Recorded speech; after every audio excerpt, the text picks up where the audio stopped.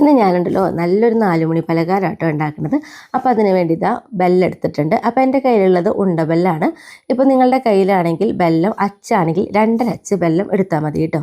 അതിനുശേഷം ഒരു ചീനച്ചട്ടി അടുപ്പത്ത് വെച്ച് ചൂടായി വന്നപ്പോൾ അതിലേക്ക് 1 ടീസ്പൂൺ നെയ്യൊക്കെ ഇട്ട് കൊടുത്ത് അതിലേക്ക് നമ്മൾ അണ്ടിപ്പരിപ്പും ഉണക്കമുന്തിരിയും അതേപോലെ തന്നെ 1 ടീസ്പൂണ് എള്ളും കൂടി ഇട്ട് കൊടുത്ത് എള്ളൊക്കെ ഒന്ന് പൊട്ടി തുടങ്ങിയപ്പോൾ നമ്മൾ അതിലേക്ക് ഇതാ കുറച്ച് നാളികേരമാണ് ഇട്ട് കൊടുക്കുന്നത്.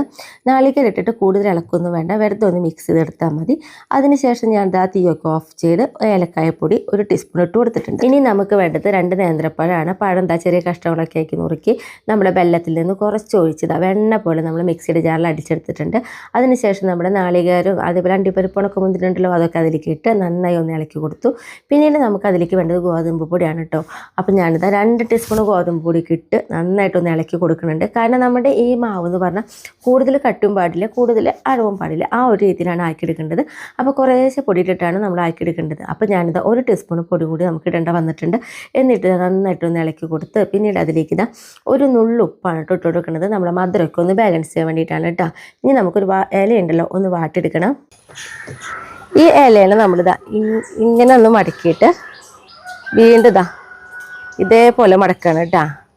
എന്നിട്ട് ഇതിൻ്റെ ഉള്ളിലേക്കായിട്ട് നമുക്ക് മാവ് ഒഴിച്ചു കൊടുക്കേണ്ടത്. ഉള്ളിലേക്കായിട്ട് തന്നെ നമുക്ക് ഒഴിച്ചു കൊടുക്കാം കേട്ടോ. എന്നിട്ടിതാ പതുക്കെ ഈ തുമ്പിങ്ങനെ മടക്കുക. ഇത്രയേ വേണ്ടോ, കണ്ടോ, ഇതേപോലെ ഇരിക്കും.